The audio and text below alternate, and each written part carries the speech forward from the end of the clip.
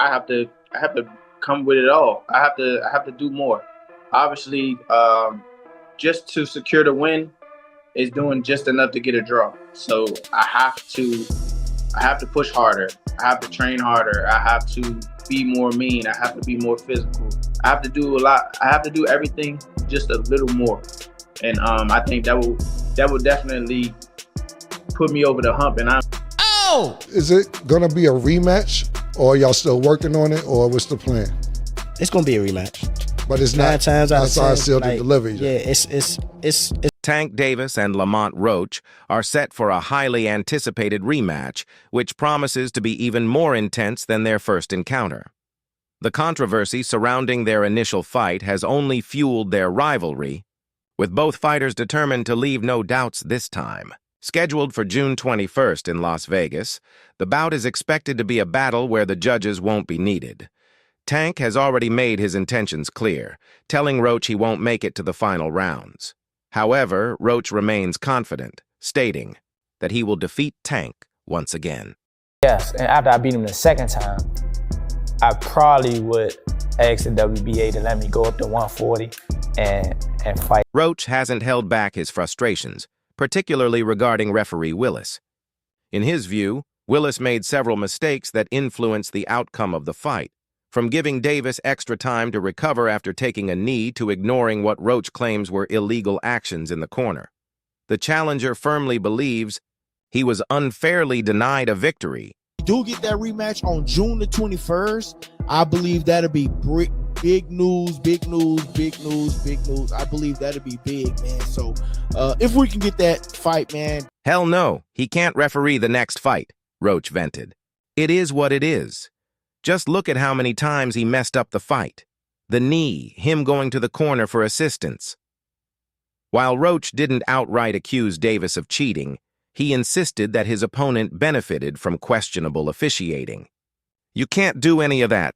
That's a disqualification. Won't get in your eye. Yeah, don't matter. Spit fuck around and get in your eye. You know what I'm saying? But it's not like you can be like, all right, time out, ref. Hold on, Take no ref. time out. You can't do that. Right. Would you be cool with Steve Willis doing the next fight? Hell no. He can't do the next. Roach and his team went as far as filing a petition with the NYSAC, hoping to get the decision overturned, but their request was swiftly denied. With no other options, Roach shifted his focus to securing an immediate rematch. Now, with the fight nearly finalized, he made his stance clear. "I'm gonna tell you right now, I'm signed and sealed," Roach confirmed, emphasizing that all that remains is for Davis to do the same. Yeah, first of all, Tank is just bigger than Haney and Ryan both. And recency bias, that just happened. Haney was last year. This just happened. More people, like Haney didn't get a song. Well, he did get a song. But that's what I'm saying. His song is dead or dying out. Tank's is popping. Like, it's Tank's time right now. Tank is in our mind. On the other hand, Davis has remained relatively quiet. Unlike Roach, he hasn't gone on media rants or pointed fingers.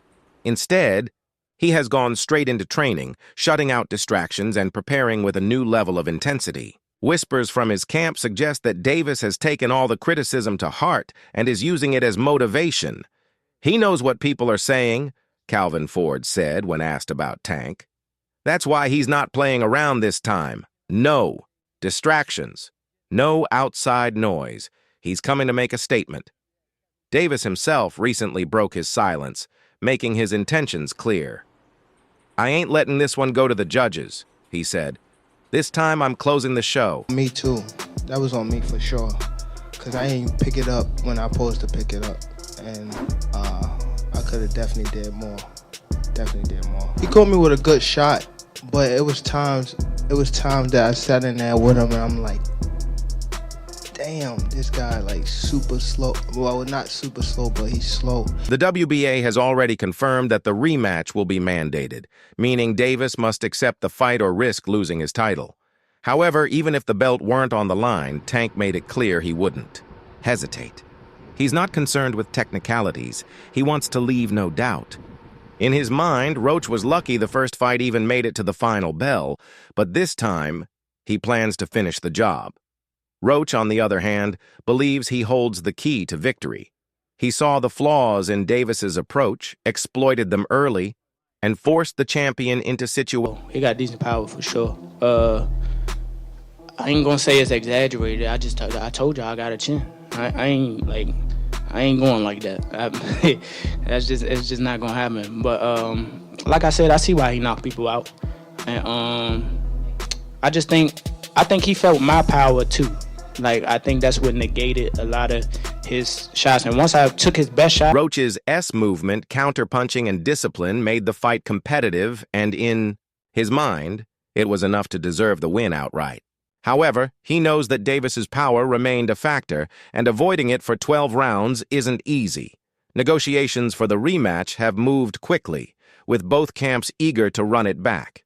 Roach's promoter, Gary Jonas, confirmed that they are simply waiting for the final paperwork to be completed. But the fight is all but set. With Las Vegas as the backdrop and the controversy from the first fight still fresh, the rematch is expected to be an even bigger spectacle. In my mind, it's a done deal, but there are formalities, but it's a done deal, and it's not far off.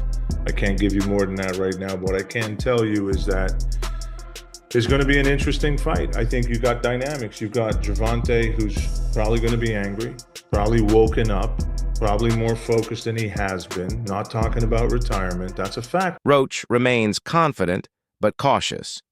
He isn't underestimating Davis, but he firmly believes he has the ability to outbox him. In his eyes, the biggest obstacle wasn't Davis, it was the officiating. He's pushing for a neutral referee and a fair fight, convinced that under those conditions he'll prove himself as the better fighter. Davis, however, sees things very differently. To him, Roach was merely surviving, not winning. He never felt in serious danger and believes Roach spent more time avoiding than fighting. That's why this time, he's taking a much more aggressive approach. He's aiming for a knockout, and he's making sure everyone... And coming up a weight, and you're fighting immediately the head of the class. And what you and Cannon have taught me about weight classes they are important. They are in place for a reason. So don't just sit here and just act like he was just like that. Now, he came out there and fought an amazing fight. He had an amazing game plan, and I immediately... Ain't going 12, Davis said. I'm ending this early. Watch me. But amidst all the build-up, Terrence Crawford has added even more heat to the rivalry. He's been taking shots at Tank Davis, not in the ring, but through the media. Crawford has repeatedly claimed that Roach was robbed and that Tank should have lost. This time, however, he took it a step further, firing at Davis where it hurts most. Crawford is pushing for Tank to fight Shakur Stevenson on the undercard of his September 13th showdown against Canelo Alvarez. Just like that, he's making headlines again. But is this really about boxing? Or is Crawford just taking another jab at Tank? Cocky to be on a Terrence Crawford undercard. That would be dope. But I don't see Tank taking a backseat to no fighter. Because he'll think it's the Tank show. So, I don't know, but it should. Crawford knows exactly what he's doing by suggesting that Tank should be on his undercard. He's pushing the narrative that Davis isn't the true face of boxing, making it seem like Tank needs him for exposure.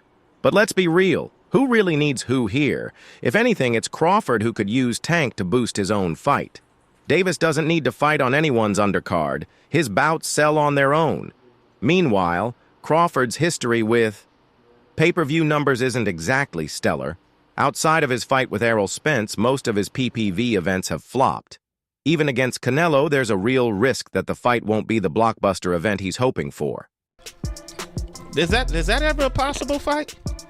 Yeah, if he want to dare to be great, he can be like all the other fighters that moving up 2 weight classes and, daring to be great. You would fight him. Man, tell him to come up there. He got to come to win 54. He said I got a glass chin. So tell him to come and touch. But Crawford isn't just questioning Tank's status. He's also challenging his pride. If Tank wasn't so cocky, being on a Terrence Crawford undercard would be dope, he said. In other words, he's implying that Tank's ego is stopping him from making a smart business move. But let's be real. Would Crawford ever fight on Tank's undercard? Of course not. That's why this whole thing feels more like a diss than a serious suggestion.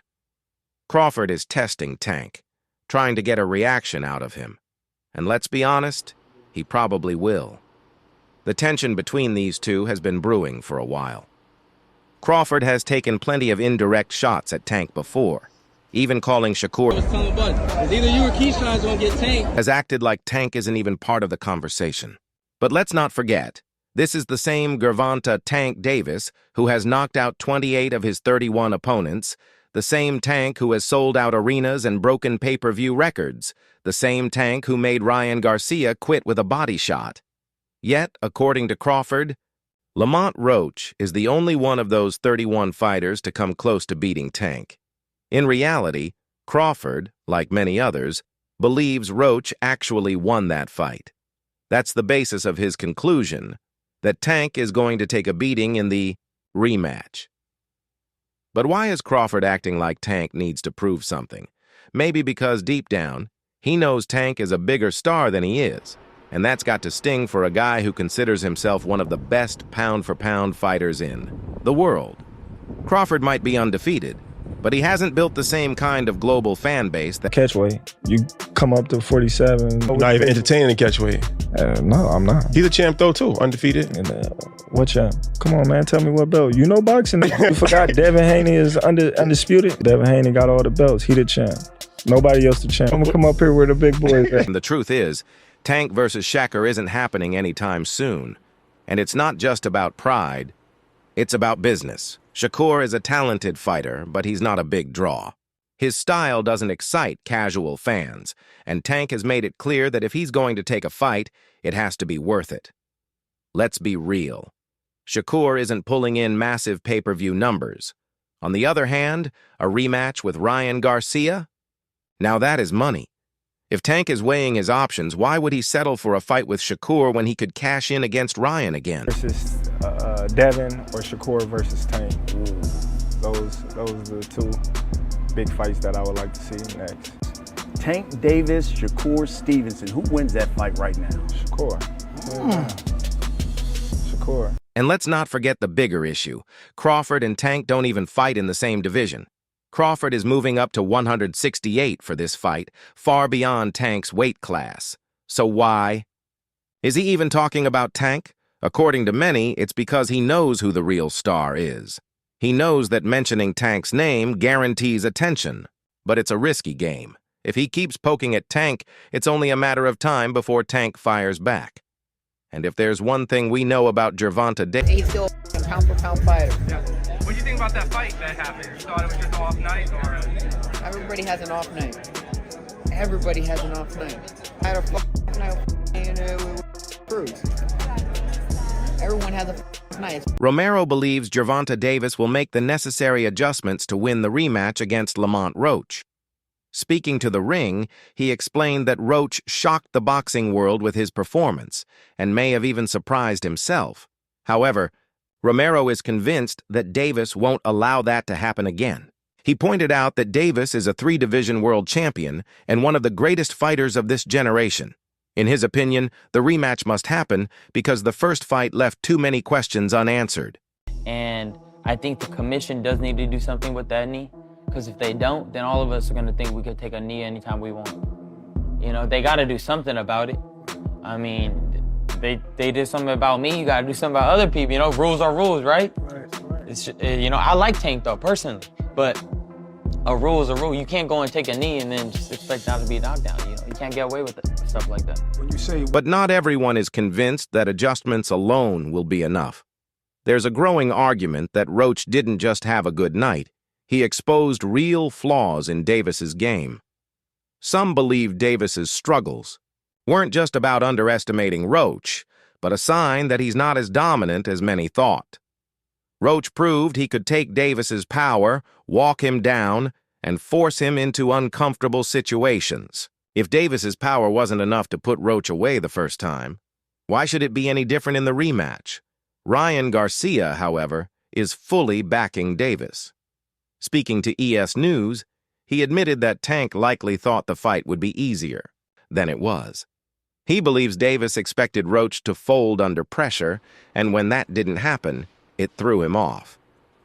But Garcia expects a different version of Davis in the rematch, one that's fully prepared for. Should they reverse the result of that fight as well? It just depends. Like if that changes the whole fight, if that gives Roach the victory, give him the victory. That's how you keep the integrity of the sport, right? That's why they suspended me, right? To keep the integrity. Garcia has his own history with Davis, and some fans believe his support is more personal than analytical.